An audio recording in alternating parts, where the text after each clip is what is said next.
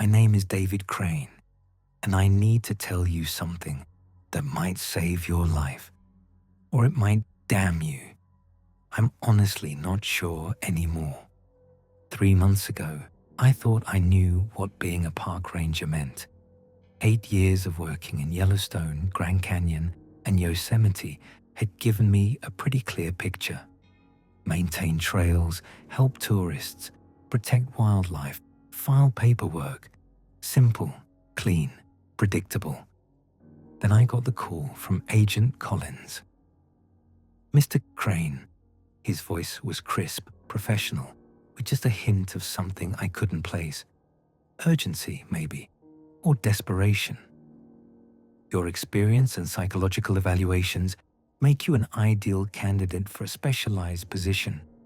Are you interested in a significant pay increase and a chance to serve your country in a unique capacity?" I should have asked more questions. I should have demanded details. Instead, I heard the number he quoted as my new salary and said yes without hesitation. My ex-wife's alimony payments had been bleeding me dry, and the chance to start fresh somewhere new sounded like exactly what I needed. The Department of Unusual Territorial Management isn't something you'll find on any government website. When I tried looking it up after our call, I found nothing. Collins explained this during our meeting in a windowless office in downtown Denver. "We handle locations that present challenges to traditional park management," he said, sliding a thin folder across the metal table. "Places where conventional rangers have difficulty maintaining operations." Inside the folder were photographs of what looked like a normal forest. Dense pine trees, rocky terrain, a few clearings. Beautiful, actually. The kind of place I'd always dreamed of managing. "Whispering Pines Reserve," Collins continued. 50,000 acres in northern Montana. It's been closed to public access since 1987 due to environmental concerns. "What kind of environmental concerns?" Collins paused, and I caught that strange expression again, like he was choosing his words very carefully. "Wildlife disruption? Unusual geological activity. We need someone to monitor the perimeter, maintain our barrier systems, and report any anomalies." Barriers? Fencing? To keep people out. For their own safety, of course. He handed me a set of keys, a radio, and a small card with emergency contact numbers. "You'll be stationed alone. The isolation can be challenging, but the previous rangers have all spoken highly of the experience." Previous rangers? Thomas Mitchell and Eleanor Cross. Both requested transfers to other assignments. Nothing unusual about that. This type of work isn't for everyone. That night, I packed my truck with 3 months' worth of supplies and drove north. The roads grew increasingly narrow and poorly maintained as I traveled deeper into Montana. My GPS lost signal somewhere around mile marker 47, and I had to rely on the hand-drawn map Collins had provided. The forest appeared gradually, like a dark stain spreading across the horizon. Even from a distance, something about it felt wrong. The trees were too uniform in height, too perfectly spaced. As I drove closer, I realized what was bothering me. There was no sound, no bird songs, no insects buzzing. Even with my windows down, the forest was completely silent. The ranger station sat in a small clearing about a mile inside the tree line. It was nothing like the rustic cabins I was used to. This was a concrete bunker with barred windows and a heavy steel door. Multiple locks lined the entrance, and I noticed camera equipment mounted on each corner of the building. Inside, The station was spartanly furnished: a cot, a desk, basic kitchen facilities, and a wall of monitors showing feeds from cameras positioned throughout the forest. A thick logbook sat open on the desk, and I flipped through it quickly. The entries were sparse and mostly routine. Day 15. Perimeter check complete. No anomalies. Day 23. Eastern barrier section requires repair. Day 31. Radio interference increasing. The final entry was dated just 2 days ago, written in hasty handwriting. Day 44. They know when you're watching them. I tried calling Collins on the radio to confirm my arrival, but got only static. The emergency numbers on my card went straight to voicemail. I told myself it was just poor reception due to the remote location. But as I unpacked my belongings, I found a note tucked under my pillow. David, the job isn't what they told you. Don't go into Sector 7 after dark. Don't trust the radio voices. And whatever you do, don't look directly at the watchers for too long.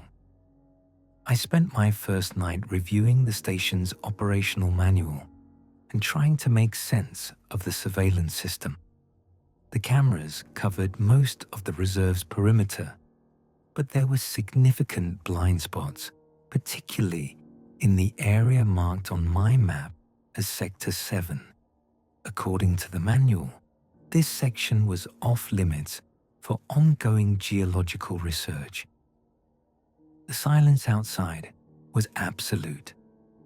I'd worked in remote areas before, but there's always some ambient noise: wind through leaves, small animals moving, the distant call of a night bird. Here, there was nothing. It was like the forest was holding its breath. I woke the next morning to the sound of my radio crackling. Ranger Station, this is dispatch. Please confirm your status. The voice sounded like Collins, but there was something off about it. The words came too quickly, without natural pauses for breath. This is David Crane. I've arrived and am beginning my first patrol. Excellent. Remember to maintain the barriers and report any unusual activity. Dispatch out. The conversation felt scripted, rehearsed, but I pushed my concerns aside and focused on learning my new territory. The barriers Collins had mentioned were unlike anything I'd ever seen. Rather than forming a simple perimeter, they created a maze-like pattern throughout the forest. Sections of chain-link fencing appeared randomly, often running for only a few dozen yards before terminating at nothing. Some sections were topped with barbed wire, others with what looked like electrical equipment that hummed quietly. The trees themselves were wrong. It was late spring, but none of them had leaves. They stood like skeletal fingers against the grey sky, their branches reaching upward in identical angles. When I looked closely, I could see that they weren't dead. Sap still ran from broken twigs, and the bark was healthy. They simply chose not to produce foliage. By my third day, I'd developed a routine: morning perimeter check, afternoon equipment maintenance, evening surveillance monitoring. The work was easy enough, but the constant silence was beginning to wear on me. I found myself talking aloud just to hear a human voice, even if it was my own. That evening, as I reviewed the camera feeds, I saw them for the first time. People, standing motionless between the trees. They appeared to be normal visitors, a family with young children, a couple with hiking gear, a lone man carrying a fishing rod. They stood perfectly still, facing the cameras with expressions I couldn't quite make out. When I switched to different camera angles, there were more of them, dozens, all standing in that same unnatural stillness. I grabbed my flashlight and radio and rushed outside, but the forest was empty. No footprints, no signs that anyone had been there. When I returned to check the monitors, the figures were gone. Dispatch, this is Ranger Station. I have possible trespassers in the reserve. The radio crackled, and Colin's voice responded immediately. Ranger Station, please describe the nature of the intrusion. Multiple individuals throughout sectors 3, 4, and 6. Adults and children. They appeared to be in camping or hiking gear. Are they still present? No, they disappeared when I went to investigate. A long pause. Ranger Station, our records show no unauthorized entry into the reserve. Please continue monitoring and report any concrete evidence of trespassing. That night, I barely slept. Every small sound made me check the monitors, but they showed only empty forest. Around 3 in the morning, my radio began picking up voices. Hello, is anyone there? We're lost and need help. Our daughter is missing. Please, if you can hear this, we're in the woods near the big pine tree. Day 3 without food. GPS isn't working. If anyone receives this, we're heading north toward the road. The voices continued for hours, overlapping and repeating. I tried responding, but my transmissions seemed to disappear into static. When I called dispatch, Collins assured me that no distress calls had been received by any emergency services in the area. Sometimes atmospheric conditions can cause you to pick up old radio transmissions, he explained. Nothing to worry about. But the voices weren't random static. They were specific, desperate, and they seemed to be coming from different time periods. Some mentioned GPS devices. Others referenced technology that sounded decades out of date.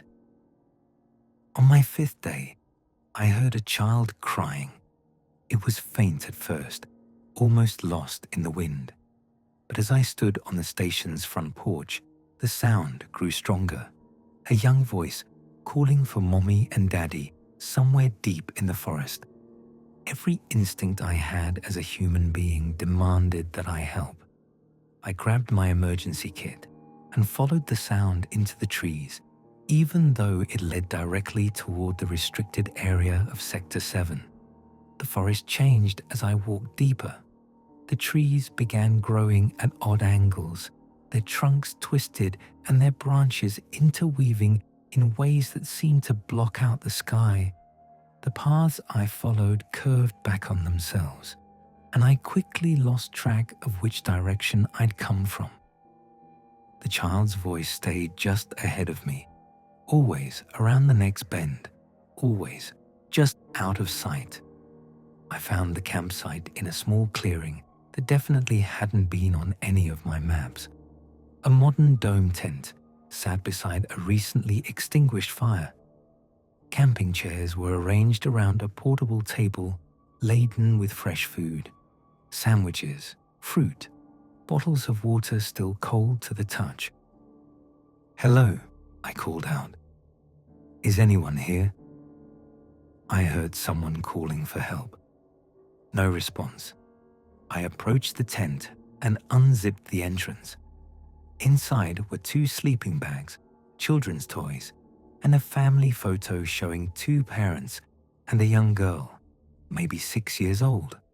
They were smiling and holding a sign that read, Whispering Pines, Day 1. The photo was dated 3 weeks ago. I spent the next hour searching the area and calling out, but found no trace of the family. When I tried to leave, I realized I'd been walking in circles. Every path led back to the campsite. The sun hadn't moved in the sky, despite the fact that my watch showed I'd been walking for over 2 hours. Panic began to set in. I forced myself to sit down, drink some water, and think logically. There had to be a rational explanation. Mountain terrain could be disorienting, especially in dense forests. I just needed to pick a direction and stick to it. I chose what appeared to be north and began walking in a straight line, ignoring the paths entirely. After what felt like an hour of pushing through underbrush, I emerged back at the same campsite. The food on the table was exactly as I'd left it. The fire was still warm. This time, I noticed something I'd missed before. The family photo wasn't the only picture in the tent. There were dozens of others scattered across the floor. Different families, different time periods, all posing with the same Whispering Pines Day 1 sign. Some of the photos looked decades old. I abandoned all pretense of professional composure and ran as hard as I could through the forest, crashing through branches and stumbling over roots. The trees seemed to lean in closer with each step, their branches reaching for me like gnarled fingers. When I finally stopped, gasping for breath, I found myself back at the ranger station. My truck was parked exactly where I'd left it, but according to my watch, I'd been gone for 8 hours. The sun was in the same position it had been when I'd left that morning. That night, I found the cache. While searching for additional emergency equipment, I discovered a loose floorboard beneath my cot. Hidden underneath was a waterproof container filled with journals, maps, and photographs. The journals were written by different hands, covering dates that went back to 1987. The first entry was dated June 15th, 1987, written by someone named Robert Walsh. Arrived at Whispering Pines today. Beautiful country, though quieter than anywhere I've ever worked. The silence is almost oppressive.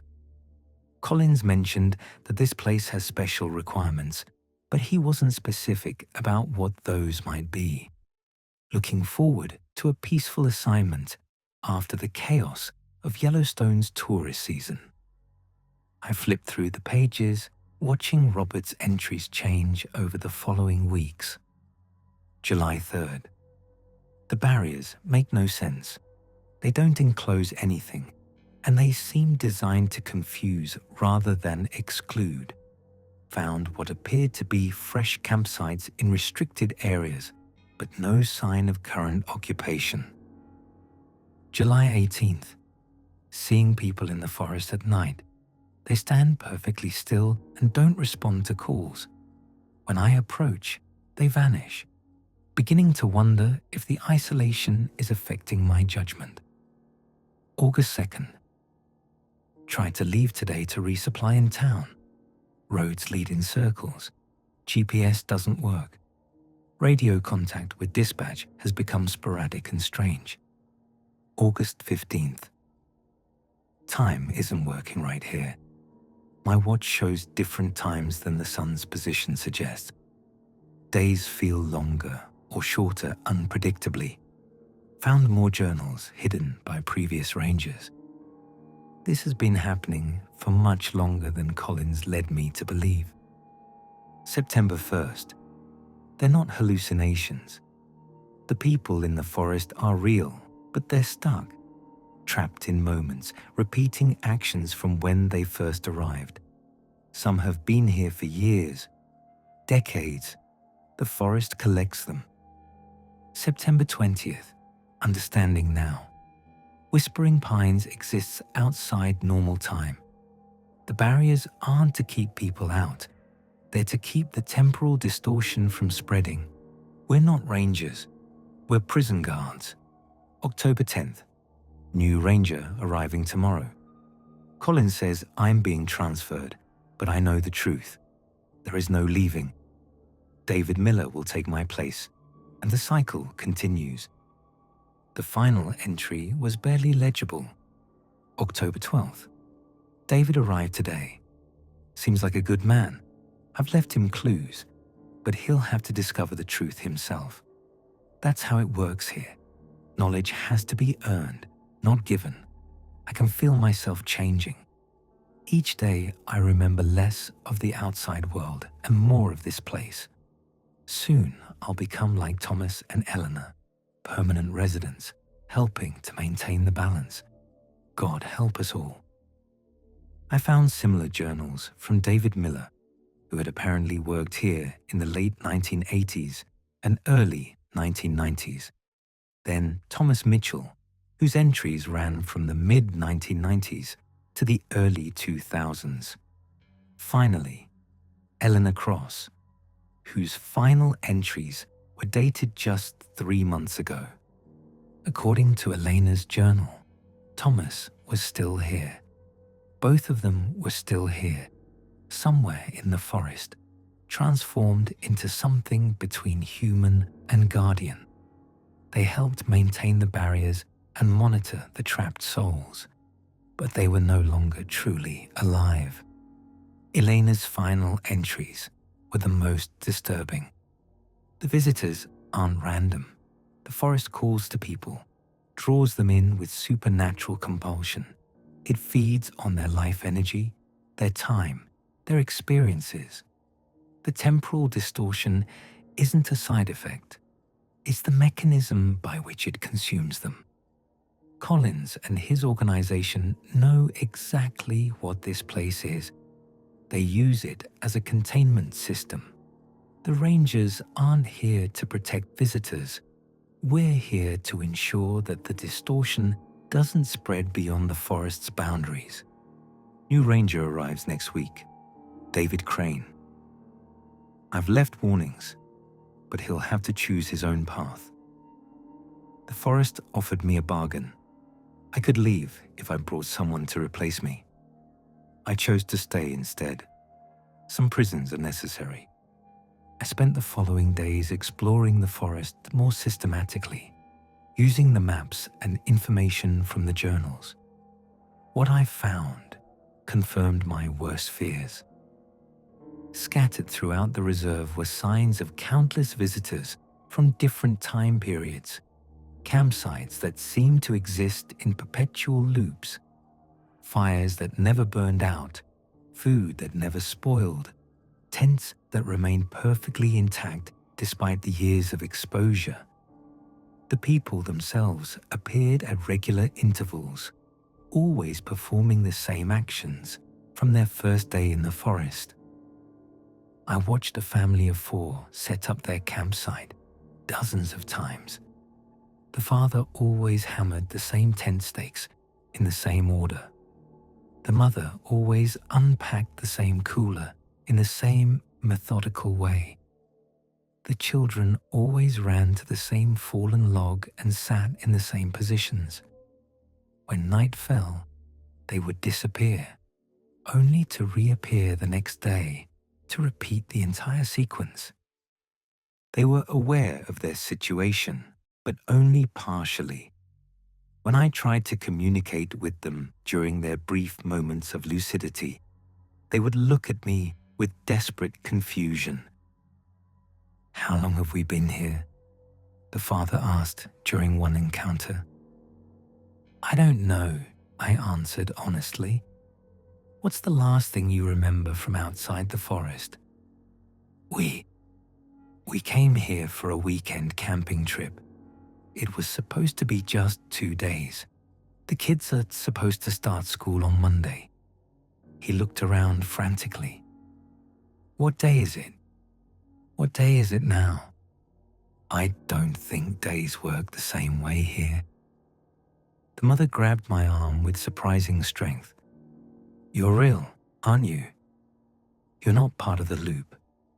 Please, you have to help us get out. Our daughter keeps asking why we never go home."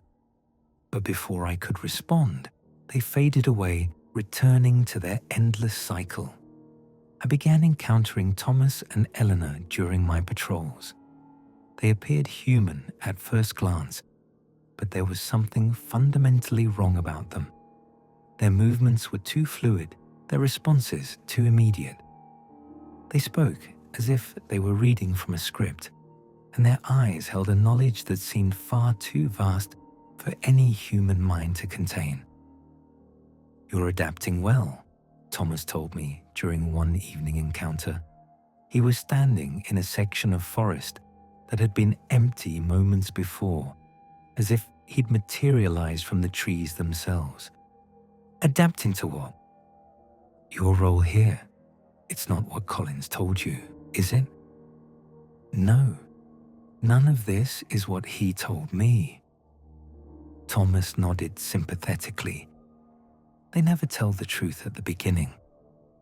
Would you have come if you'd known you were volunteering for eternal imprisonment? Is that what this is?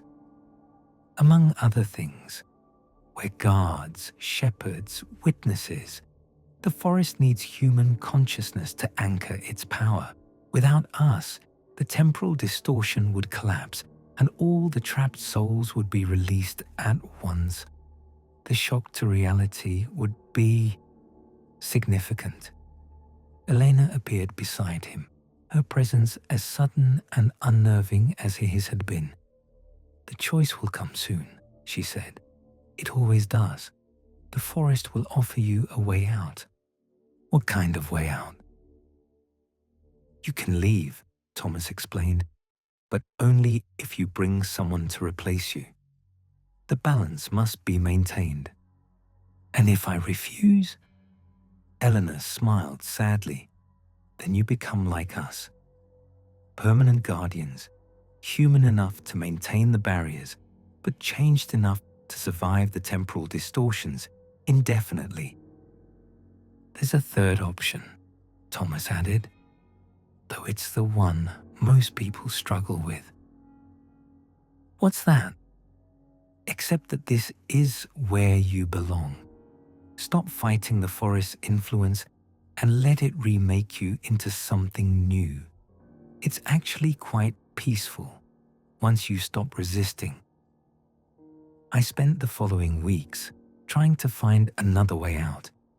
I attempted to contact the outside world through various means: radio, cell phone, even trying to signal passing aircraft with mirrors and flares. Nothing worked. The forest seemed to exist in its own pocket of reality, connected to but separate from the normal world. My attempts to leave physically were even less successful. Every road led back to the ranger station. Every path through the forest formed a closed loop. I tried hiking directly away from the forest's center for an entire day, maintaining a straight line using a compass, but somehow ended up back where I started, with no memory of having turned around. The forest's influence on my mind was becoming more apparent. I found myself losing track of time for hours at a stretch. I would start a task in the morning and suddenly find myself in the middle of a different activity with no memory of the transition.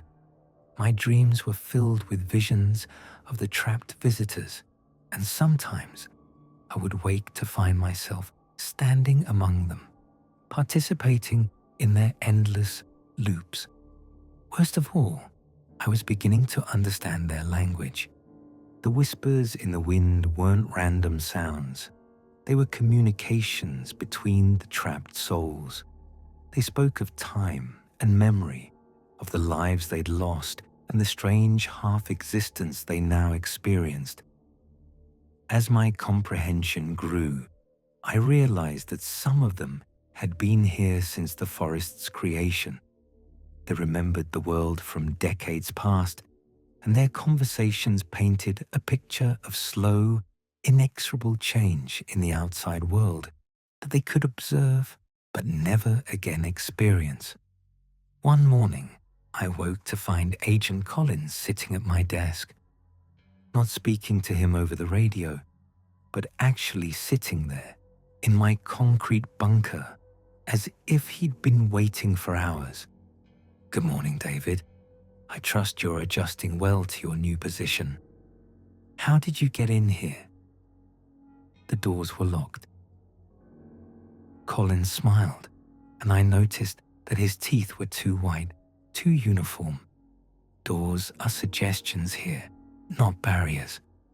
"I think you've learned that by now. What do you want?"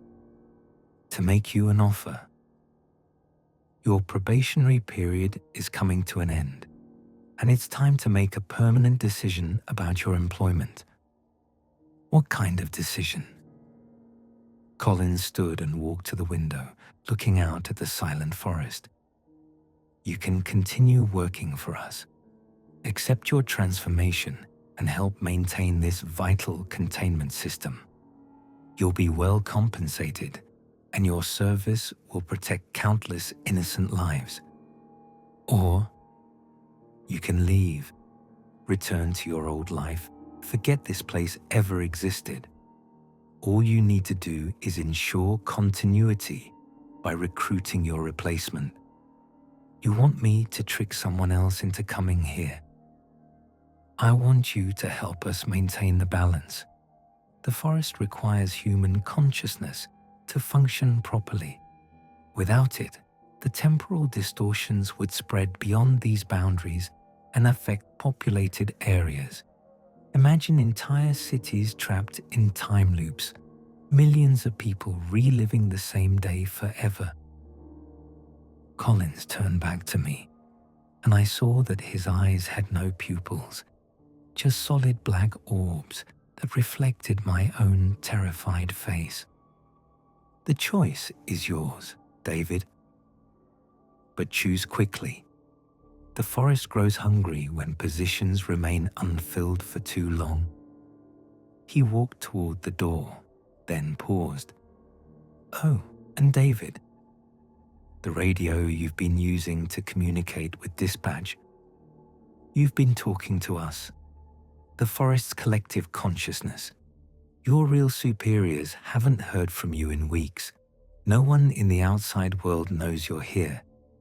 After he left, I tried to call my ex-wife, my former colleagues, anyone who might notice my absence. The phone numbers, I remembered, either didn't connect or reach people who claimed not to know me. My own social media accounts had been deleted. It was as if David Crane had never existed outside of this forest. That night, I made my decision. I found Thomas and Eleanor waiting for me at the barrier that marked the entrance to Sector 7. They seemed to know what I was going to say before I spoke. "I'm staying," I told them. "But not because I'm giving up. I'm staying because this is necessary." Thomas nodded approvingly. "You understand then?" "I understand that sometimes the only way to protect people is to sacrifice yourself. How many innocent families would suffer if this place was allowed to spread? How many children would be trapped in temporal loops because I was too selfish to accept my responsibility?" Elena stepped forward and placed her hand on my shoulder. I felt a warmth spread through my body, followed by a strange sense of completion. "Welcome to the real job, David." The transformation wasn't painful. It was like sinking into warm water, letting go of tensions I hadn't realized I was carrying. My human needs, hunger, thirst, fatigue, faded away, replaced by a deeper awareness of the forest and its inhabitants. I could see the trapped souls more clearly now. They weren't suffering in the way I'd imagined. They were preserved in their happiest moments, experiencing joy and wonder on an endless loop. The family I'd encountered was perpetually enjoying their perfect weekend camping trip. The hiking couple was forever discovering the beautiful vista that had made them fall in love with this place. The lone fisherman was always about to catch the fish of a lifetime. It was a kind of mercy, I realized, a form of immortality that protected them from the pain and loss that defines human existence. But it required guardians, people who could exist between worlds, maintaining the delicate balance that kept the forest contained and its inhabitants safe. Months passed, or perhaps years. Time has little meaning here. I learned to monitor the barriers, to guide new visitors into their perfect loops, to communicate with the forest's consciousness. Thomas and Elena became my mentors, teaching me the subtle skills required to maintain temporal stability. New visitors still arrive occasionally, drawn by the same supernatural compulsion that has always fed the forest. I help them transition into their eternal moments, ensuring that they experience only happiness in their trapped state. It's a gift, really, though they don't understand it at first. I've also learned to identify potential rangers, people with the right combination of isolation tolerance, protective instinct, and psychological flexibility. When such individuals appear among the visitors, I communicate with Collins and his organization. They're given the choice: become temporary guardians who eventually leave to recruit their replacements, or accept permanent transformation and join us in our eternal duty. Most choose the temporary path. The cycle continues, as it must. But occasionally, someone like me recognizes the greater purpose and chooses to stay. When that happens, our small community of guardians grows stronger. Today, I'm writing this account because a new ranger is arriving tomorrow. Agent Collins has assured me that David Fletcher is an ideal candidate, experienced, isolated, in need of a fresh start. He'll go through the same process I did, learn the same truths, face the same choices. I hope he makes the right decision. But that's not why I'm really writing this.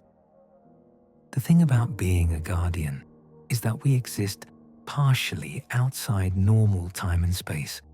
We can see things that others can't, including potential futures and alternate timelines.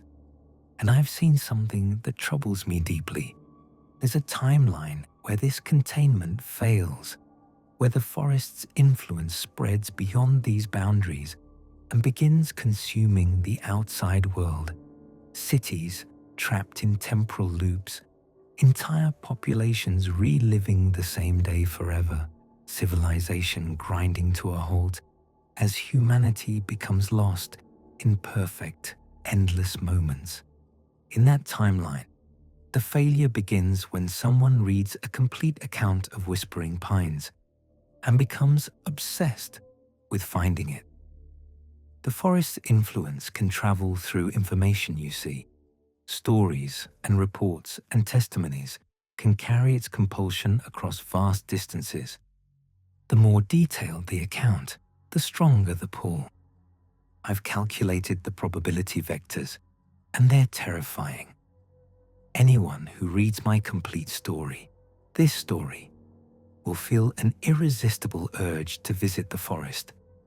They'll research its location, make travel plans, convince themselves that they need to see it firsthand, and when they arrive, they'll become part of our collection. I'm sorry, I truly am, but the greater good requires sacrifice, and your sacrifice will help maintain the balance that protects millions of others. You'll find happiness here, I promise. We'll ensure that your eternal moment is perfect. The forest is located in northern Montana, approximately 47 miles northeast of Great Falls.